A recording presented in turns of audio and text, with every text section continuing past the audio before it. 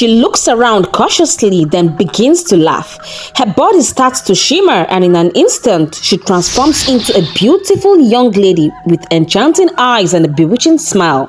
"Rahila, what's happening?" he asked. She smiled, her eyes now cold and sinister. "Your fate is sealed, Alhaji. We need to warn the others and prepare a plan to stop her."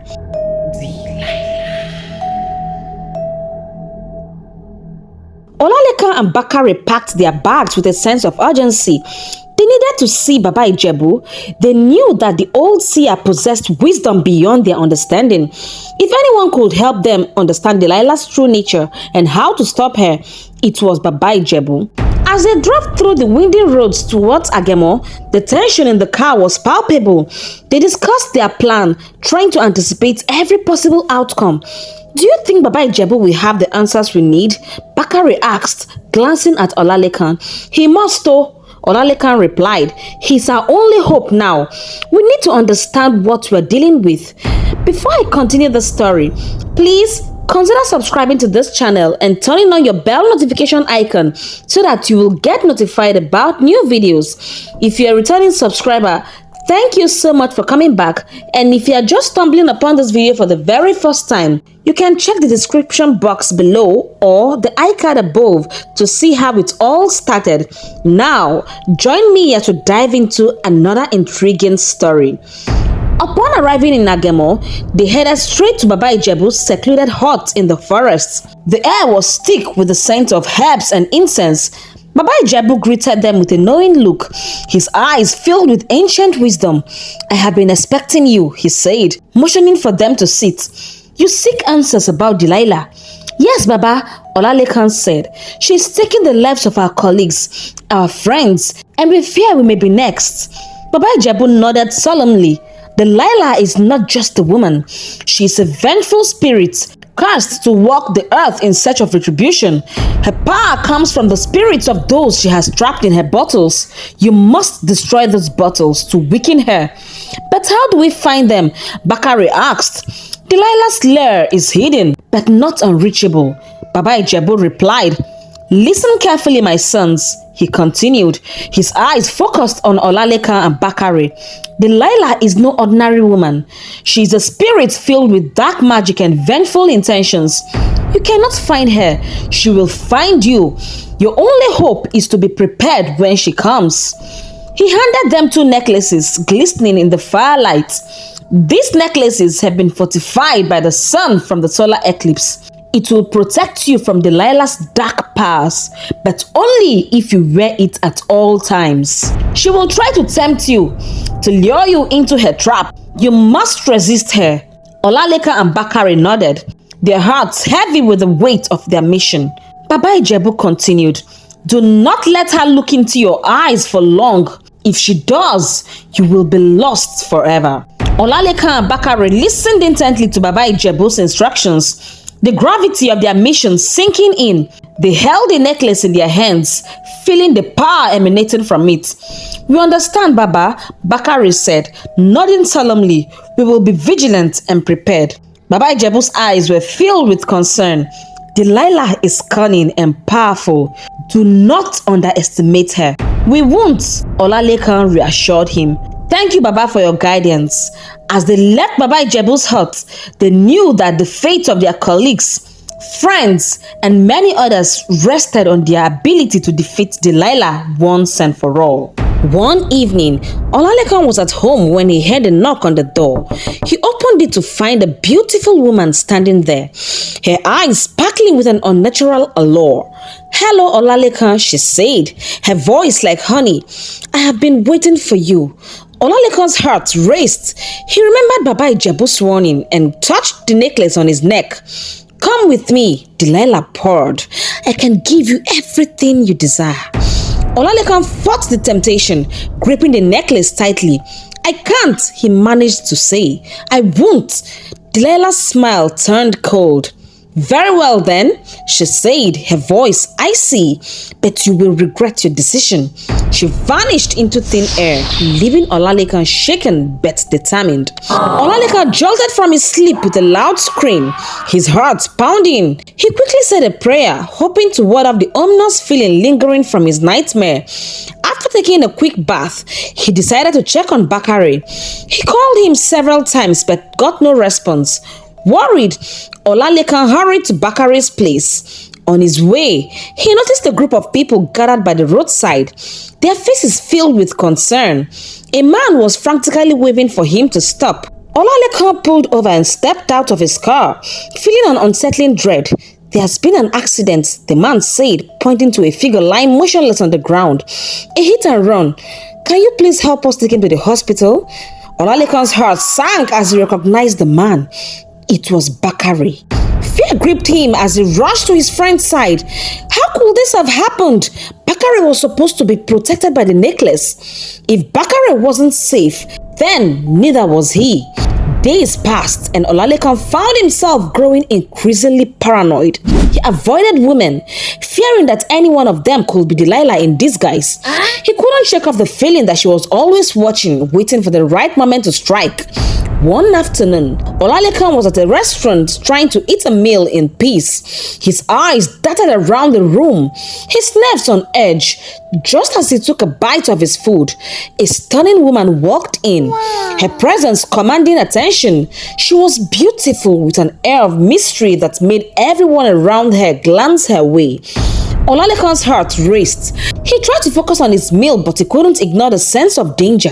He glanced up and found her staring directly at him, a knowing smile playing on her lips. The woman walked over and sat down at Olalekan's table without an invitation.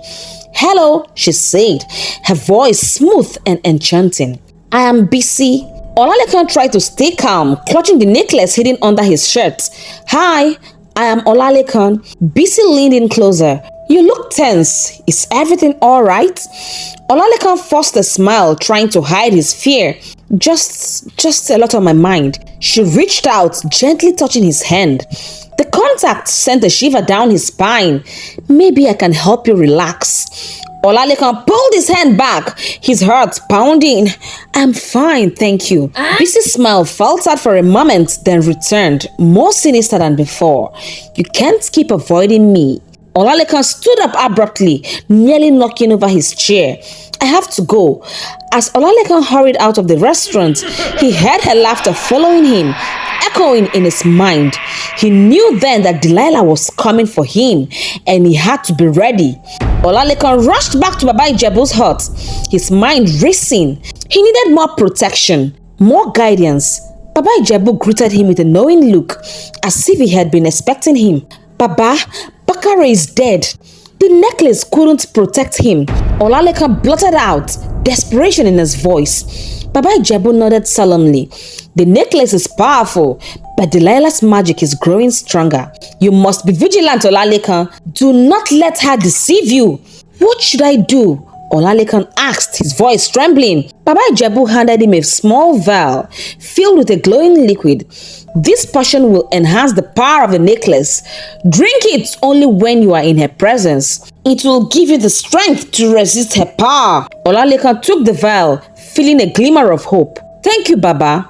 As Olalekan drove back to the city after leaving Baba Ijebu, his mind was filled with the old man's words. The necklace Baba Ijebu had given him felt heavy around his neck, but it also gave him a strange sense of comfort and safety. He kept wondering if it would really protect him from Delilah. The road ahead seemed to stretch endlessly, and his thoughts were lost in a whirlwind of fear and hope. Suddenly, out of nowhere, a car came speeding towards him.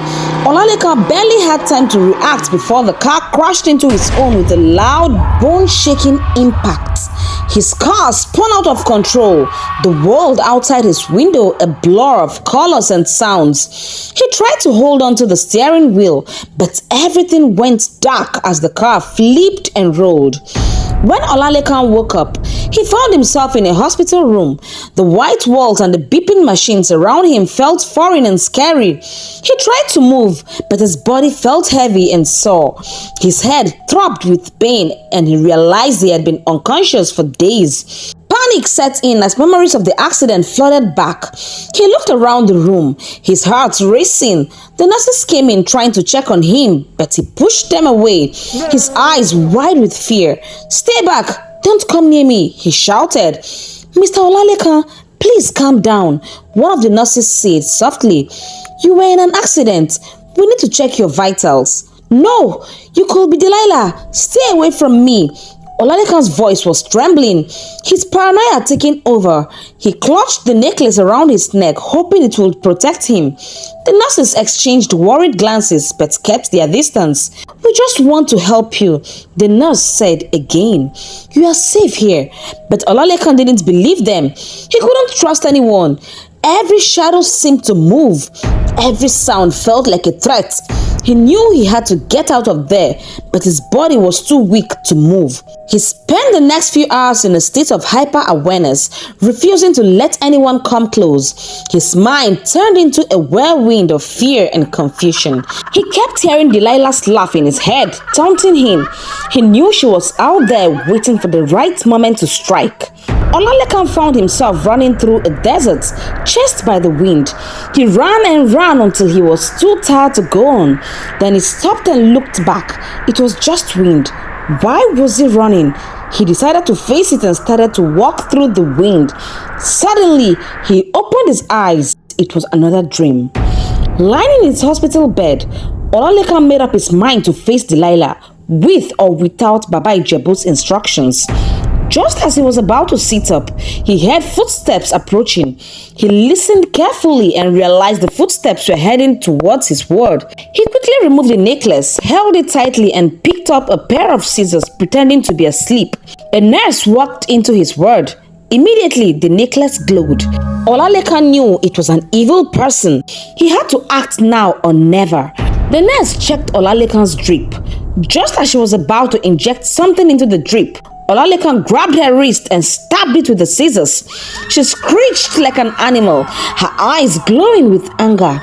Olalekan screamed in fear, but it was as if his voice had been silenced. No one seemed to hear him. He ran out of the room with the nurse, now looking fierce and mysterious, chasing after him. He ran through the hospital, but no one woke up despite all the noise. Fear gripped Olalekan as he realized that the nurse is Delilah. But he was determined not to lose this fight. His plan was to get her close to the road just outside the hospital. Olalekan, now exhausted, fell down.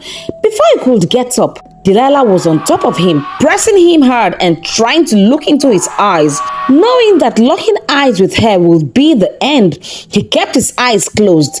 They struggled and struggled until Olalekan managed to wrap the necklace given to him by Baba Ijebu around Delilah's neck. She screamed like an animal and got off him, smoke rising from her neck as the necklace burnt her. She struggled in pain. Just then, Olalekan saw a car coming. Summoning all his strength, he pushed Delilah in front of the car. Delilah let out a piercing, agonizing scream as the car hit her, the sound echoing through the night. Olalekan lay on the ground, exhausted and weak, waiting desperately for help to arrive. Delilah, now frail and on the brink of death, couldn't do much as the powerful necklace burnt into her skin. As she struggled, her strength faded rapidly and her body started convulsing violently until it finally lay still. The necklace stayed firmly around her neck, ensuring she never rise again. Delilah's lifeless body was eventually taken to Agemo, where ancient rituals were performed to bind her spirit and bury her forever. Her reign of terror had come to a definitive end.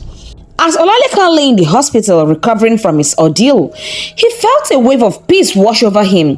Delilah was gone, and he had emerged victorious, but the memory of her haunting eyes would linger in his mind forever, a reminder of the fierce battle he had fought and won. Delilah. The moral of this story is clear. Staying faithful to one's spouse and resisting temptation is crucial for a happy and fulfilling life. The consequences of infidelity can be devastating, not only for oneself but for loved ones as well. By remaining steadfast and true, one can avoid the pitfalls that befell Mr. Adedeji and Alhaji Umar Diko. It also teaches us that no matter how daunting the challenge, with courage and determination, one can overcome even the most formidable adversaries. If you enjoyed this story and would like to see more interesting stories, please consider subscribing to this channel, not forgetting to turn on the bell notification icon so that you will be the first to be notified when another interesting story drops. You can also check out those videos here. I promise you won't be disappointed. Till we meet again in my next video, remain blessed.